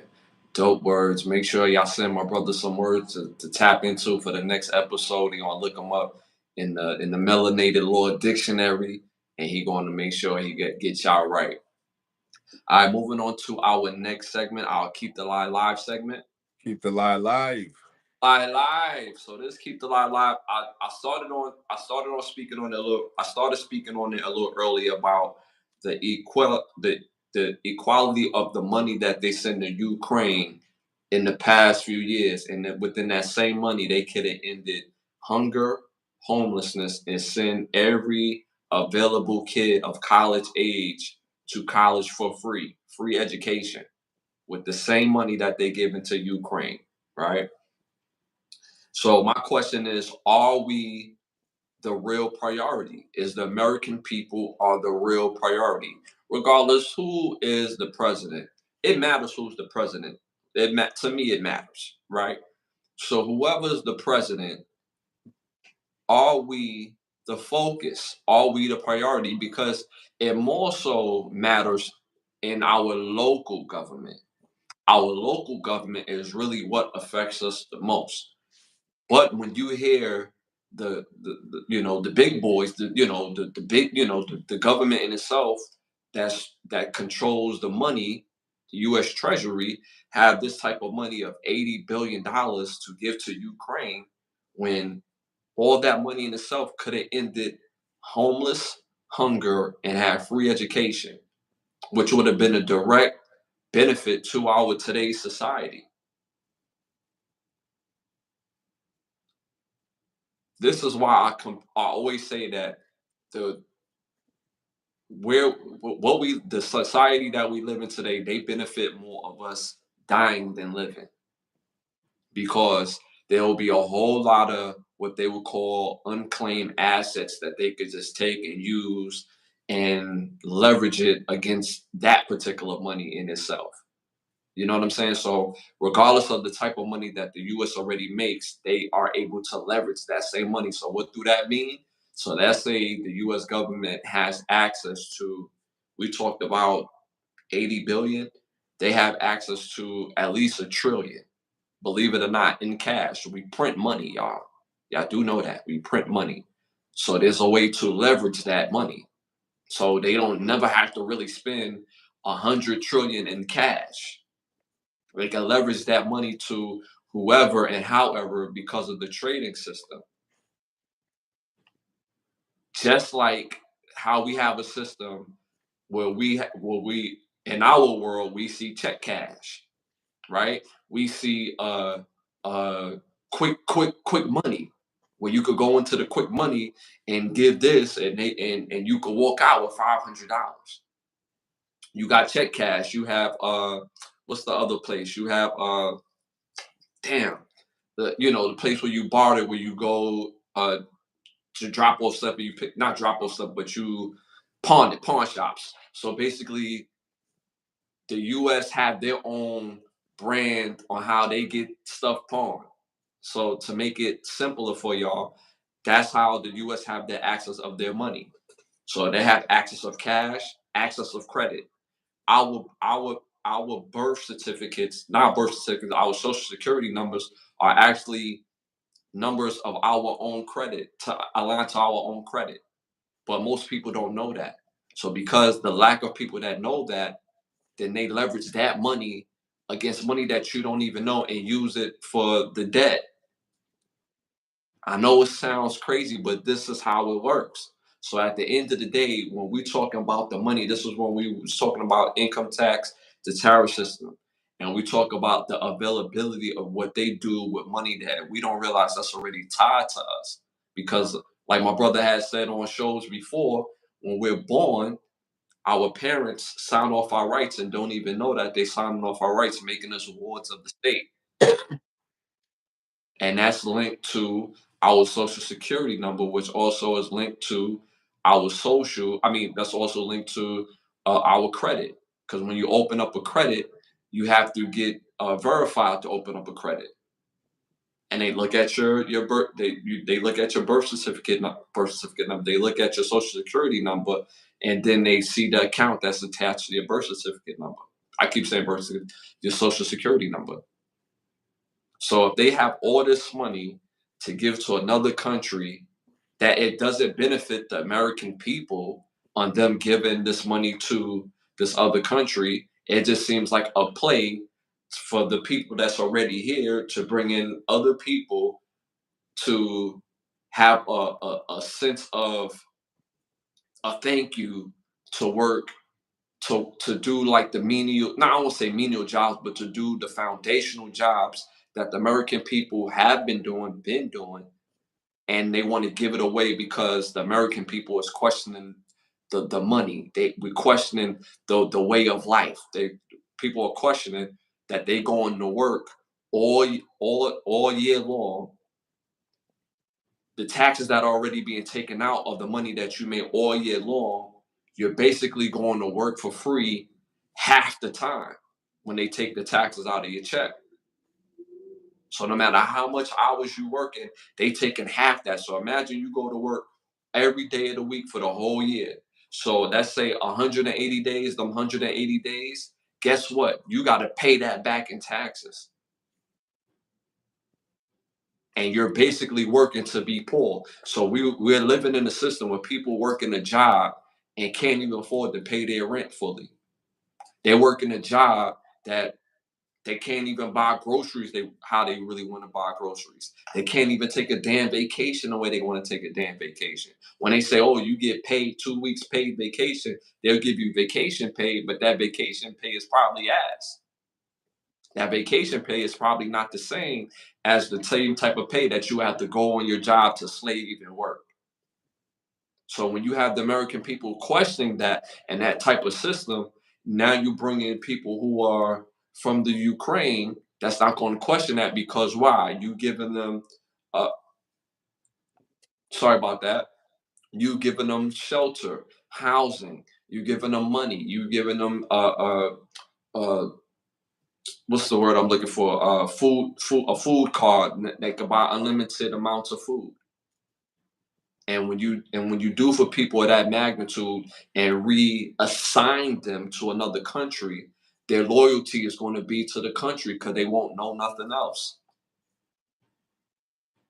So again, are we the priority when they have access of all the they have all the access of all the issues that we can end tomorrow? Homelessness, hunger, free education, medical. They have access to all of this. Grants where people can start their own uh, small businesses and not and it's not just individual based. It affects the local community of that as well. And the government know that. Think they care? No, because if they cared, that access would have that would have already been available. If you type in local grants right now, when you type it in, it's automatically going to take you to a loan system. Why y'all not taking me to a grant system where I could find a grant to open a small business or have a small business that's going to not just feed me and feed my family, but feed the local community? I can hire people and they will take care of their family and so on and so forth. But it seemed like everybody else is getting access to money except for the American people. I don't know what do you think about that in this totality, bro? To end off. I mean, it's too many layers to break down, but just in the sense of us not knowing the system in the position that we in to properly use the system to our benefit, only because the system never really taught us how to really use the system. So it's like if we in the catch 22 and we always constantly gonna be in this position every 4 years because we haven't been properly taught the system, because there's two systems here. It's the law of the land and it's uniform commercial code, which is the law of the water, which is admiralty law. So they swapped the position. They put admiralty law on the law of the land, and now you out at sea with no land, no actual nation, and no real actual flag to stand on. You know what I'm saying? The United States flag is the corporation flag. That's not even the correct flag of the American land. You know what I'm saying? It's a whole that flag is a flag for it's for wartime. That's why it's the gold fringes around it. You know what I'm saying? More on Jack. I mean, put these things on. Like, these are all signs and symbols. You know what I'm saying? Like, if you know the signs and symbols, then you already know what you in. If you already know that the Federal Reserve is a privately owned institution, that you already know that the government is bought and paid for by the private institution of the Federal Reserve. So now you have to find out who owns the Federal Reserve. Why is it that they just call it federal? Doesn't mean that it's part of the federal government. It's just that's the word that they use. It's part of the word magic. Has nothing to do with the federal government. That's why when they borrow money on interest, because they tell you that they don't own that bank. And we used to have our own bank called the Freedmen's Bank, and they closed that shit down. So, you know what I'm saying? It's just a whole bunch of different things that happened a long time ago that they never went back and recorrected or told people about or put you on, and they just let it ride until you go back and figure out like, oh shit, nah, I ain't even supposed to be doing this. And then be like, oh yeah, my bad. You right. You got me. You know what I'm saying? So until then, it's like they're gonna just keep playing the game. So we basically, it's like you're gonna keep getting finesse until you bring up the finesse. So how many people know about the finesse? My thing is, I look at it like this: if I'm robbing you right in front of your face, and you don't see me robbing you, why would I tell you I'm robbing you? I'm gonna just continually do it until you finally see that I'm robbing you. Then like, all right, you got me, you got me. You know what I'm saying? Mm-hmm. It's the same thing. If they know we robbing y'all so eloquently and so sweet, there's no point in putting you on. We just gonna keep dangling a couple of chicken sandwiches. If one person wake up, we make them. We'll say he's crazy. We'll do this, that, and the third. You know what I'm saying? We'll make them look foolish, and then the public will never believe it anyway. So it's just easy to shun the few that finally wake up and realize, yo, this shit is crazy, or this don't make no sense. And then you just get shunned by the rest of the other people because they already done ate the chicken sandwich 8 times already. So the chicken sandwich all in their blood veins. That's all they know is the chicken sandwich. They don't know nothing else. And the illest part is that it's an entity, and that entity, there's no one person that people can hold accountable, and to hold the government accountable.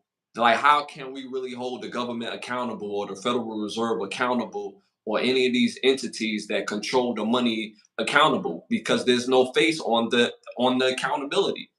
Same way that I forget Buddy's name, but Buddy that was suing Diddy or whatever, right? But he was naming the companies, but he was also naming the owners of the company, like Lucian Grange. But then when the lawsuit came back again, his name mysteriously disappeared. You know what I'm saying? So if you're trying to sue Citibank, you can't just sue Citibank. You gotta sue the top nigga of Citibank. You gotta put his name on the lawsuit. You know what I'm saying? You can't just go after you can't go after Sony. You go after the nigga that owns Sony. So you gotta find out who owns these companies to go after them. So you gotta find out who owns the Federal Reserve to go after them for money laundering, fucking murder, and all types of shit that these people been funneling money in and funding this type of regime or funding that, and they fund both sides. It's all the same game. You know what I'm saying? Mm-hmm. And like I said, and the part of that is like we can't hold it accountable for real, because a lot of people don't know these names. We just So actually, Ron Jack, that's a misconception about Napoleon Bonaparte selling off Louisiana to not getting money from the banks. You gotta understand, Napoleon Bonaparte was part of the banking cartel. You know what I'm saying? He was part of that bloodline already. So he was just a tool used by the oligarchs that was running the banks to bring the European nations into war. Now, another aspect they don't mention about that reason why he had to sell off the rights to Louisiana, which is still in question to this day because America didn't even have the bread to buy Louisiana from Napoleon Bonaparte, which wasn't even his in the first place because it was owned by the Olmecs of the Americas. So you can't sell something that doesn't belong to you. That's first and foremost. How you gonna sell my house to a third party when you ain't even cut me in on the deal? So that's first and foremost. Second is it was just during around the Haitian Revolution. This is another reason why he had to sell his rights because he lost the war between my ancestors. We whooped his ass on land, whooped his ass in the sea, and we won against the French and we won against the English. You know what I'm saying? We put foot to ass and boot to neck. You know what I'm saying? So yeah, that's really the reason why he had to sell off the Louisiana Purchase because he lost all his bread and all his rights to back then it was called Hispaniola because my ancestors stood up and took over the whole island. So that's the reason why he lost. He had to sell off Louisiana Purchase. And then on another note, America didn't even have the money to pay his asking price. So because the deal didn't really actually go through, it by default it goes back to the original owners, which is the people who lived there the first time, the Olmecs.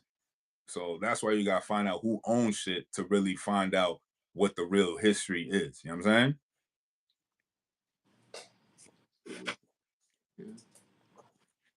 Yeah, so yeah, this is my keep the lie live for tonight's episode is, are we really the priority? So moving forward, we're going to see if we're the priority or not. I can only go by what we've seen the history of this country. I just hope that certain things we get better. One, I want to see the financial climate change in this country immediately because we can't go another 4 years how we've been going. Also, I want to see the melanated community come up with a power structure that benefits and values our dollars and our lives. Because it seems like when things happen in our community, there is no there is nobody to answer to. When you deal with Asians, you got to deal with the Asian community. When you deal with Jewish folks, you got to deal with the Jewish community. I did not say Jews, I said Jewish, because Jews is also melanated people, which it originated from. But you have to deal with the Jewish when something happens to the Jewish community. So in the melanated community, we need a power structure that benefits our community, and you have to answer when you do some fuck shit to our community, in our community. There's no real power structure in our community, especially on the financial side, where I don't understand how we're not squadding up and protecting our communities through policies and through politics. We got all these degrees. We have I think I sent you the video. Well, refresh my memory if I sent you the video of like hundreds of lawyers in suits was like downtown taking pictures and they marched together. I sent you that video. Yeah.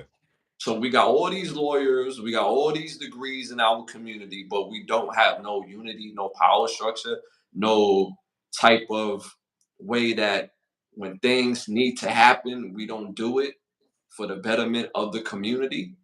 When every other community has their power structure, you have to have somebody that they answer to. You can't come in our community and kill us. You can't come in our community and say, yo, like I'm here and I'm taking over. You're a guest in your own community. I can't go to another man's house and kick my feet up on that man's table without his permission. Without his permission. I can't go into that man's refrigerator and take out the hot biscuit. You know what I'm saying? It's not my refrigerator. So we basically living in a system that does that.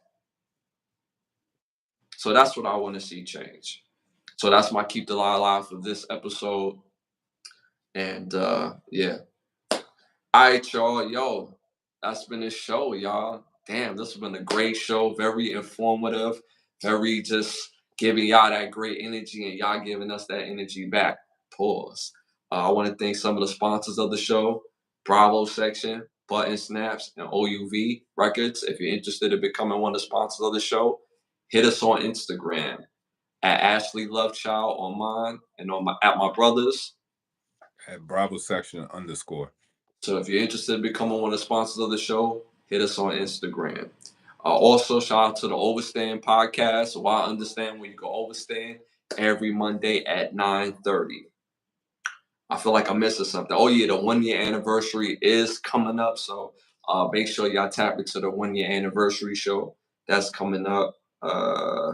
Also working on a new EP called Summer of '08. So make sure y'all be on the lookout for that. But in the meantime, type in Ashley Lovechild on any music platform. All my music will pop up as well. I know my brother got some new rocking on his website.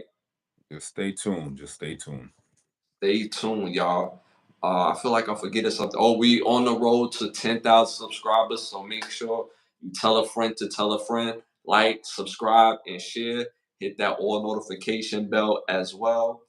And we'll be back this Thursday, y'all. This Thursday, we'll be back at 10:30 this Thursday. And y'all already know it's love. And we out of here.